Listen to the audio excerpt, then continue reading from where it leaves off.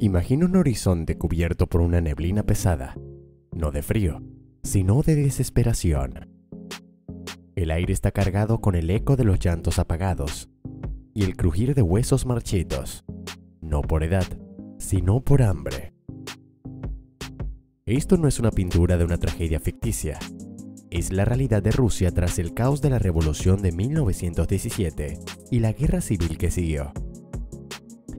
Una época donde el hambre no era solo una palabra, sino una sombra que devoraba vidas. Millones de personas, entre 5 y 10 millones, sucumbieron, ya fuera por inanición o por las enfermedades que se ensañaban con cuerpos débiles, esqueléticos, que apenas tenían fuerzas para respirar.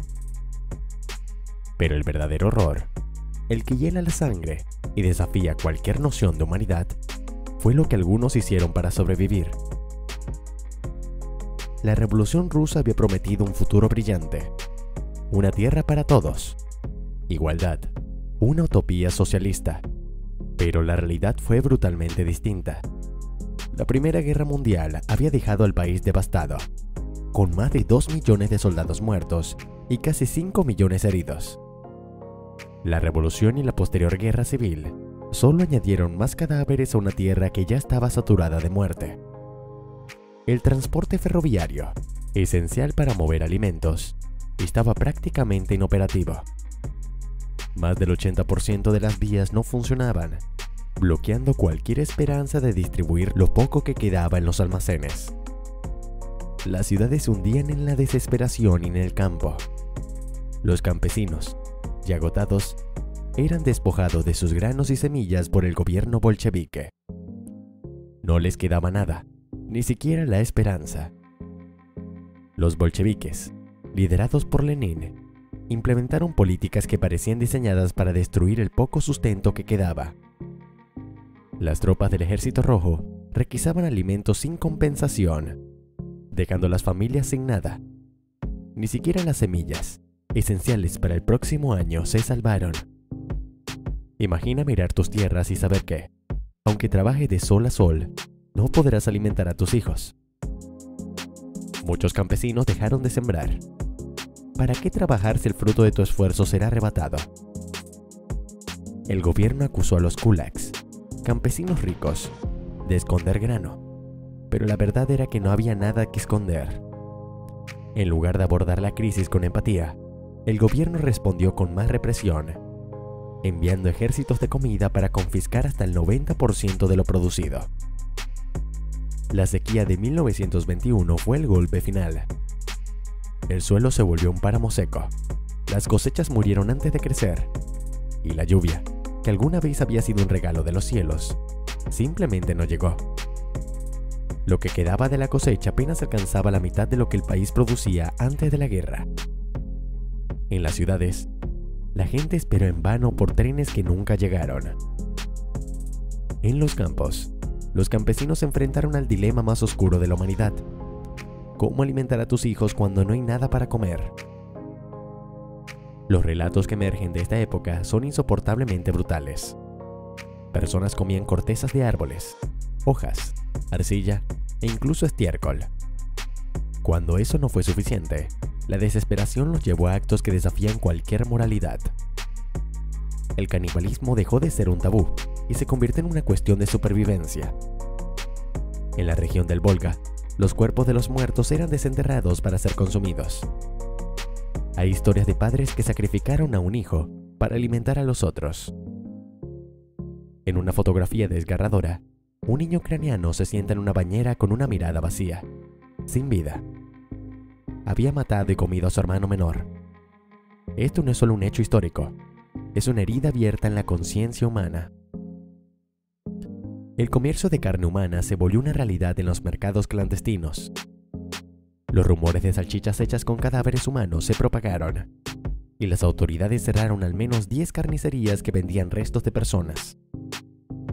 Las fotografías de la época muestran escenas indescriptibles. Adultos de pie, sobre los restos de niños, partes humanas dispuestas en mesas como si fueran cortes de carne comunes. Estas imágenes no son para los débiles de corazón, pero son esenciales para entender hasta dónde llegó la desesperación. La enfermedad, como un aliado oscuro del hambre, encontró en Rusia un terreno fértil. La disentería, el cólera y el tifus se propagaron como el fuego en un bosque seco. Los hospitales, abarrotados, eran poco más que casas de la muerte. Los niños, con vientres distendidos y ojos hundidos, se aferraban a una vida que parecía estar siempre al borde de extinguirse. En los orfanatos, infestados de piojos y enfermedades, los pequeños eran abandonados, no por falta de amor, sino por la absoluta incapacidad de los padres de cuidar de ellos. En medio de este abismo de sufrimiento, el mundo exterior finalmente tomó nota. La ayuda internacional, aunque tardía, llegó. La American Relief Administration, liderada por Herbert Hoover, organizó un esfuerzo masivo para alimentar a millones. Barcos cargados con toneladas de grano, arroz, leche condensada y azúcar llegaron a Petrogrado. Se abrieron más de 19.000 cocinas comunitarias, alimentando tanto a niños como adultos. A pesar de la desconfianza del gobierno bolchevique hacia las organizaciones extranjeras, la ayuda salvó incontables vidas. Sin embargo, esta ayuda también tenía un propósito político: demostrar que el régimen comunista había fallado y que el sistema capitalista podía ofrecerles una solución. La hambruna finalmente comenzó a ceder en 1923, aunque en algunas regiones el sufrimiento continuó implacable hasta 1925. Para millones de personas, sin embargo, la ayuda llegó demasiado tarde. Los campos, que alguna vez habían sido el sustento de innumerables familias, se transformaron en cementerios improvisados, cubiertos de tumbas anónimas. Estas fosas eran cavadas apresuradamente por manos temblorosas, debilitadas no solo por el hambre, sino también por la desesperanza. Cada pala que removía la tierra representaba no solo una pérdida humana, sino también la erosión de una sociedad entera. En las aldeas y ciudades, la muerte se convirtió en parte del paisaje cotidiano.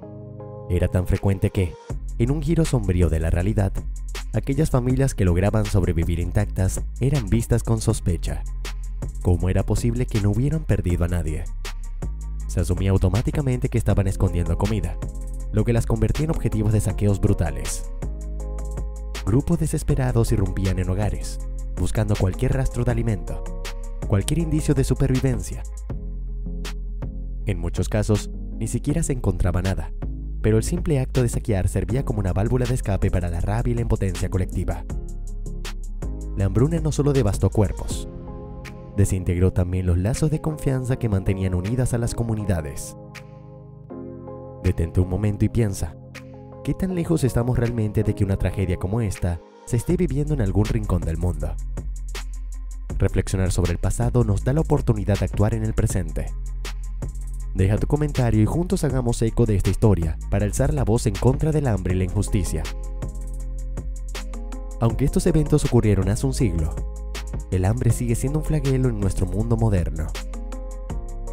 Hoy en día, millones de personas en Yemen, Somalia y Afganistán enfrentan crisis alimentarias similares, exacerbadas por conflictos, desastres climáticos y malas decisiones políticas. La crisis climática está aumentando las sequías, mientras que la desigualdad y las guerras siguen utilizando el hambre como arma.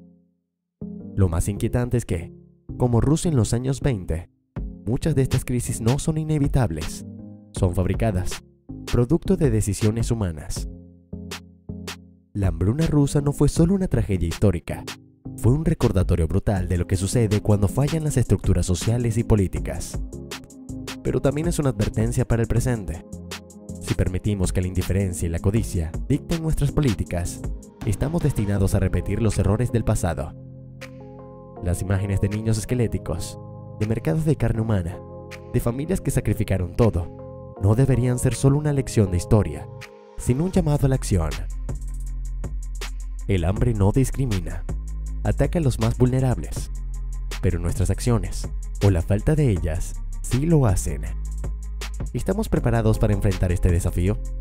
¿O miraremos hacia otro lado, permitiendo que la historia se repita? El tiempo para actuar es ahora. El hambre no espera y tampoco deberíamos hacerlo nosotros.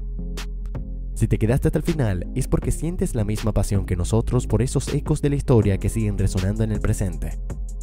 Suscríbete y únete a nuestra comunidad de buscadores, curiosos y exploradores de esos momentos que pocos conocen, pero que cambiaron todo. Dale a me gusta y comparte este video con otros, porque la historia sigue viva en cada detalle que descubrimos juntos. Hasta la próxima, y recuerda, la historia esconde secretos. ¿Te atreves a descubrir el siguiente?